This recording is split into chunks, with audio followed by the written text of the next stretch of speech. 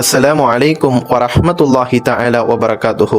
தகப்பலுல்லாஹ மின்னா வ மின்கும் ஸாலிஹுல் அஅமால். அன்பார்ந்த அல்லாஹ்வின் நல்லடியார்களே, புனிதமான இந்த ஈதுல் ஃபித்ருடைய இந்த தொழுகையை போல், இந்த நாளை போல் அல்லாஹு தஆலா 3 விதமான ஈது பெருநாட்களுடைய நாட்களை நமக்கு ஒரு மாபெரும் நிஅமத்தாய் வழங்கியிருக்கிறான்.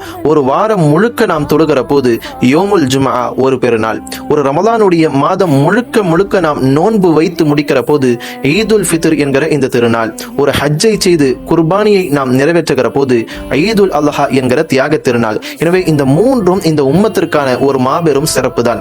இந்த மூன்றும் இந்த உம்மத்திற்கு மட்டும் கிடைத்த ஒரு மாபெரும் நிஅமத்து தான். அருமை நபிகள் நாயகம் ஸல்லல்லாஹு அலைஹி வஸல்லம் அவங்க கிட்ட பெருநாள் அன்னைக்கு ஒரு சில சிறுமிகள் பாட்டை பாடி அவர்கள் தஃபை அடித்து அவர்கள் மகிழ்ச்சியை வெளிப்படுத்துகிறார்கள்.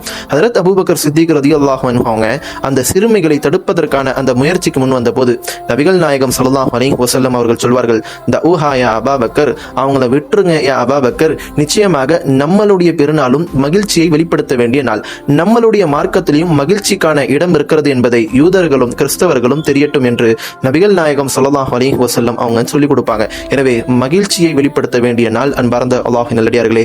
அதே நேரத்தில் நாம மட்டும் புது ட்ரெஸ் எல்லாம் போட்டுட்டு நல்ல பிரியாணி எல்லாம் சாப்பிட்டுட்டு மகிழ்ச்சியை வெளிப்படுத்த வேண்டும் என்கிற அவசியம் கிடையாது. மாறாக ஏழைகளுக்கு நாம் மகிழ்ச்சியை தர வேண்டிய நாள் என்று அர்த்தம்.